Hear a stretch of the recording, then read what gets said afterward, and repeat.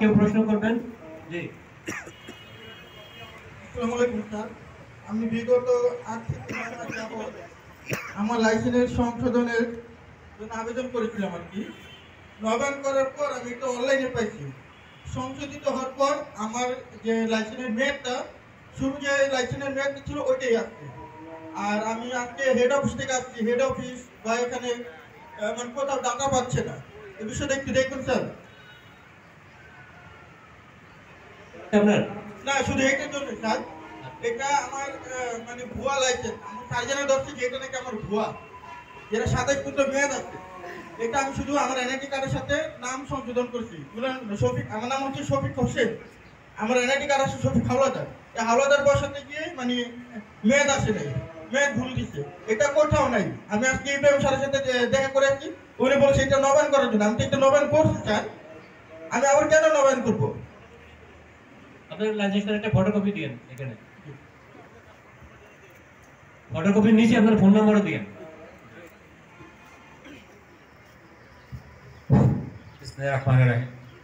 আজকে ঢাকা কেরানীগঞ্জ, হাসনাবাদ এবং ইকুরিয়া অবস্থিত বিআরটিএ জাতীয় শুদ্ধাচার কৌশল কর্ম পরিকল্পনা। আপনি আপনার পরিচয় দিয়ে। আমি মোহাম্মদ ওয়াসিম, আমি এখানকার বাসিন্দা, আমি ঢাকা জেলার বাসিন্দা। আমি যখন এখানে থাকি আমার লাইসেন্স বলেন আমার সমস্ত কার্যক্রম এই বিআরটি থেকে করি। বর্তমানে যেখানে লাইসেন্সটা নিচ্ছে সেটা মেট্রো আন্ডারে পড়ে গেছে। আমি ঢাকা জেলার বাসিন্দা হয়ে কষ্ট করে মেট্রোতে কেন যাব সেইটার জন্য প্রশ্ন জানা। আমি এখানেই করতে পারি, আমার লাইসেন্সটা, আমার ফিঙ্গারিংটা অন্তত আপনারা আসছেন, চেয়ারম্যান সাহেব আসছেন, জি একটু দেখবেন, কারণ আপনাদের কাছে বলতে না পারলে তো পারবো না আমরা। আপনি যে প্রশ্ন করছেন এটা ইতিমধ্যে প্রশ্ন করা হয়েছে। ধন্যবাদ। প্রশ্ন থাকলে করুন, এই বিষয়টা দেখবেন একটু প্লিজ। আসসালামু আলাইকুম।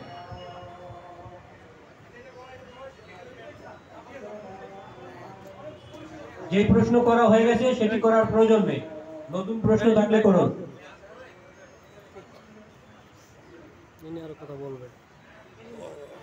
আসসালামু আলাইকুম। আমি একটু আগে, ধন্যবাদ।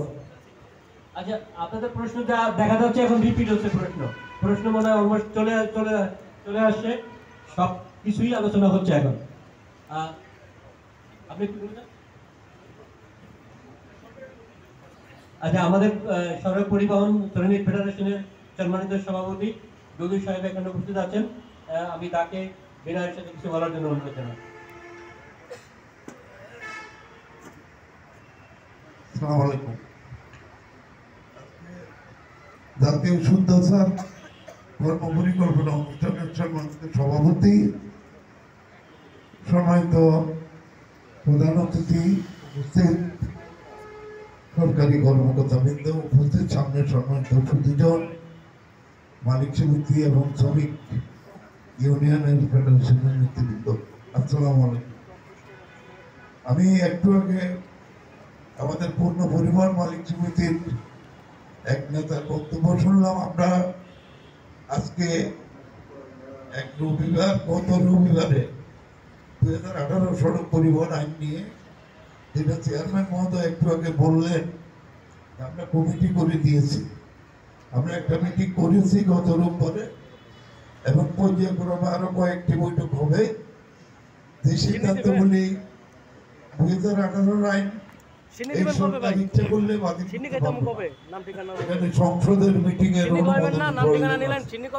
কাজেই বর্তমান সরকার যতটা পারবে অর্ডিন্যান্সের মাধ্যমে আমাদেরকে সহযোগিতা দেওয়ার ব্যাপারে কথা দিয়েছে মাননীয় উপদেষ্টা মহোদয়রা। আমরা আশা করব এই ব্যাপারে খুব শীঘ্রই আমরা 2018 সড়ক পরিবহন আইনে যে বিদ্যমান জরিমানাগুলি প্রয়োগ করা হয়েছে সেটা নমনীয় হয়ে আসবে, আমরা এর সুফল পাবো। আর ইকুরিয়াবাসী আজকে এখানে যারা আপনাদের অসুবিধার কথা বলতেছেন, এগুলি বিআরটিএ পূর্বের ন্যায় কোনো গাফিলতি করতেছে না। এখন ওনারা জনগণকে সেবা দেওয়ার মতো সার্বিক ব্যবস্থা গ্রহণ করেছে।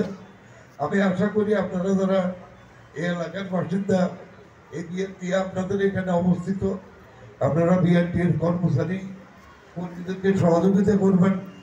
আশা করি আপনারাও তাদের কাছ থেকে সেবা ও সহযোগিতা দুটোই পাবেন। আর নাহলে চেয়ারম্যান মহোদয় তো বলেছেন এখানে অলরেডি আপনাদের কম্পিউটারের একটা জায়গা, এখানকার পরিচালক মহোদয় দায়িত্ব দিয়েছেন, উনি এগুলি দেখবেন। আমি আশা করি আজকে সবার পরে আপনাদের অনেক সমস্যা সমাধান হবে, এই আশাবাদ ব্যক্ত করে আগামী দিনে আবার আপনাদের সাথে কোনো এক সময় দেখা হবে। আমি সকলের সুস্বাস্থ্য কামনা করে আমার সংক্ষিপ্ত বক্তব্য শেষ করছি। আসসালামু আলাইকুম। ধন্যবাদ শ্রমিক ফেডারেশনের সম্মানিত সভাপতি মহোদয়কে। আমি সভাপতি মহোদয়ের দৃষ্টি আকর্ষণ করছি। স্যার আরেকটি প্রশ্ন করতে চাচ্ছেন, একজন সুযোগ দেব কি স্যার? এ পর্যায়ে আমি বক্তব্য প্রদানের জন্য সবিনয় অনুরোধ জানাচ্ছি ঢাকা মেট্রোপলিটন পুলিশ কমিশনের যুগ্ম কমিশনার মহোদয়কে।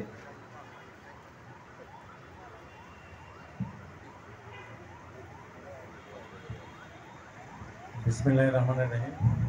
আজকের এই বিআরটিএ গণশুনানি অনুষ্ঠানে উপস্থিত সম্মানিত চেয়ারম্যান মহোদয়, অন্যান্য কর্মকর্তাবৃন্দ এবং বিভিন্ন স্টেক হোল্ডারদের মধ্যে উপস্থিত আছেন বিভিন্ন শ্রেণী পেশার মানুষ এবং সর্বোপরি গাড়ির যারা আছেন বিভিন্ন যানবাহন। আমি Mohammad Enamul Haque, joint police commissioner DMP. যদিও আমার ডিএমপিতেও খুব অল্প দিন হয়েছে, সপ্তাহ দুয়েক। তো ইতিপূর্বে আমি দীর্ঘদিন হাইওয়েতে ছিলাম, ফলে যেটা হয়েছে যে এই আপনাদের যারা হাইওয়েতে চলাচল করেন সব ধরনের যানবাহনে সবার সাথে মোটামুটি আমার একটা খুব সুসম্পর্ক ছিল। তাদের যে সকল সমস্যা তখন শুনেছি, এখনো সেই ধরনের কিছু কিছু সমস্যা আমার কানে আসে মাঝে মধ্যে। তো এটা একটা ব্যতিক্রমী অনুষ্ঠান। আমি বলবো যে আমরা তো কখনো বিআরটিএর চেয়ারম্যান মহোদয়কে এইরকম পরিবেশে বা এত জনগণের কাছাকাছি পরিবেশে আমরা কখনো আমরা পেয়েছি বলে আমার ইতিপূর্বে মনে পড়ে না। ধন্যবাদ জানাই আমার পুলিশের পক্ষ থেকে। এখানে কিছু কিছু বিষয় এসেছে, লাইসেন্সের ব্যাপার, লাইসেন্স পেতে অসুবিধা হচ্ছে। এইটা আমার মনে হয় কি যে এইটা এই আগে যেভাবে আপনারা লাইসেন্স করতেন এখন কিন্তু ওই পদ্ধতিটার অনেকটা পরিবর্তন হয়েছে, অনেকটা কি আমূল পরিবর্তন হয়েছে। আমি বলবো যে আমি আমার ছেলে সে ইউনিভার্সিটি পাস করে গেছে, এখন চাকরি করে, তার জন্য একটা লাইসেন্স করা হয়েছে। মানে আমি খুব আশ্চর্য হলাম যে এটা ফুললি ডিজিটালাইজেশন হয়ে গেছে এবং আমি জাস্ট বলেছি এটা কোথায় আছে, তারা আমাকে নেটে সার্চ করে বলে দিচ্ছে এটা এখন এখানে আছে। এইটা আমি মনে করি যে বিআরটিএর এটা একটা বড় ধরনের সফলতা, আমি অবশ্যই এটা বলবো। একটা বিষয় এক ভদ্রলোক এখানে উপস্থিত করেছেন যে আমরা যখন চেসিস কিনা হয়, চেসিস কিনে এখানে যখন আমাদেরকে দেখাতে আসতে হয়, এই সময় সার্জেন্ট তারা ধরে, নানা ধরনের হ্যারাসমেন্ট হয়। অ্যাকচুয়ালি এইখানে আমরা বিভিন্ন সংস্থা আপনারা দেখছেন যে সরকারি সংস্থা, ওই পাশে হাইওয়ে পুলিশ আছে, আমি ডিএমপির লোক আছি, চেয়ারম্যান মহোদয় আছেন, মন্ত্রণালয়ের লোক আছেন, সবাই মিলে এই জিনিসগুলি কিন্তু আমরা শুনতে চাই, বারবার শুনতে চাই। শুধু শুনে যদি আমি চুপ করে বসে থাকলাম সেটা তার হলো না। আমাকে যদি কিছু করে দিতে পারি তাহলেই না সেই শোনাটা আমাদের সার্থক হবে। তো আমার মনে হয় যে এই জিনিসটা হয়েছে কি যে কিছু লোকের জন্য একটা বড় অংশ আপনারা ক্ষতিগ্রস্ত হচ্ছেন। এটা আমাদের অভিজ্ঞতা বলে, আমার পুরনো অভিজ্ঞতা, আমি ডিএমপির অভিজ্ঞতা এখানে আনবো না বা আমার ওই ধরনের অভিজ্ঞতা হয়ওনি এখনো, যে অনেকে আছে যে এই যে আমাদের যে কিছু বাধ্যবাধকতা আছে যে নতুন লাইসেন্স গ্রহণ করতে হবে বা একটা গাড়ি আনলাম আমি, এদের চেসিসটা আমি কতদিন, রেজিস্ট্রেশন ছাড়া আমি গাড়ি কতদিন চালাবো, তাই না? এইটা তো আমরা কিন্তু এটা আপনাদের একটা ছাড় দিয়েছি। আমার যতদূর মনে পড়ে মহানগরের ভিতরে 15 দিন কি 1 মাস এরকম একটা ছাড় আছে। তা আমার আমি আপনাদের যারা বিআরটির এখানে আছেন তাদেরকে আমি অনুরোধ করব এবং আপনাদেরকে আমি সবিনয় অনুরোধ জানাবো যারা সংশ্লিষ্ট আছেন এই গাড়ির ব্যবসার সাথে, যে আপনারা ওই সময়ের মধ্যে যথাসম্ভব তাড়াতাড়ি এই লাইসেন্স কিংবা এই রেজিস্ট্রেশন আপনারা করে নেবেন। তাহলে আমাদের প্রতি যে আপনাদের ক্ষোভ, আমাদের প্রতি যে দুঃখ কষ্ট, এই জিনিসটা মনে হয় অনেকটাই লাঘব হবে। কারণ আমি এটা নিয়ে আবার কথা বলবো, অনেক সময় এখানে টেকনিক্যাল কারণে বিভিন্ন কারণে এটা লেন্দি হয়ে যায় ডেফিনেটলি, তো মানে ওই সময়টা লেন্দি হয়ে যায়। তো আমরা চেষ্টা করব এটা আমি আবার তুলবো যে আজকে গণশুনানির পরে আমি আমার উদ্বোধন কর্তৃপক্ষকে জানাবো যে এইটাকে আরো কিছু বাড়ানো যায় কিনা এই সময়টা, যে একজন এক নতুন গাড়ি কিনেছে সেখান থেকে সে প্রয়োজনীয় কাগজপত্র সংগ্রহ করতে যে সময়টুকু লাগে এটা আমরা হয়তো 15 দিন দিয়েছি, দেখা যাক আরো কিছুদিন বাড়ানো যায় কিনা। তো আমি ধন্যবাদ জানাবো দুই পক্ষকেই যে আপনারা পুলিশকে দেখেছেন।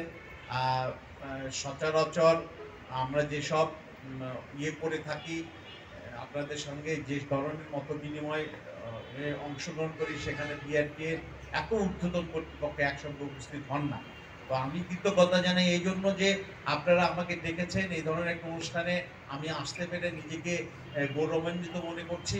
এবং সেই সাথে আমি আপনাদের কথা দিচ্ছি যে আপনারা যারা ডিএমপির ভিতরে গাড়ি চালান, আপনাদের যে কোনো সমস্যা, আমি হাইওয়েতে যেভাবে কাজ করেছি, আপনাদের সাথে মিশেছি, এখানে ডিএমপিতে এসেছি, আমি যে কোনো সমস্যা যে কোনো সময় আমার কাছে উপস্থাপন করবেন, আমি আমার মতো করে নিয়মের মধ্যে থেকে সরকারি আইন মেনে সেগুলি সমাধানের চেষ্টা করব ইনশাআল্লাহ। সবাইকে ধন্যবাদ।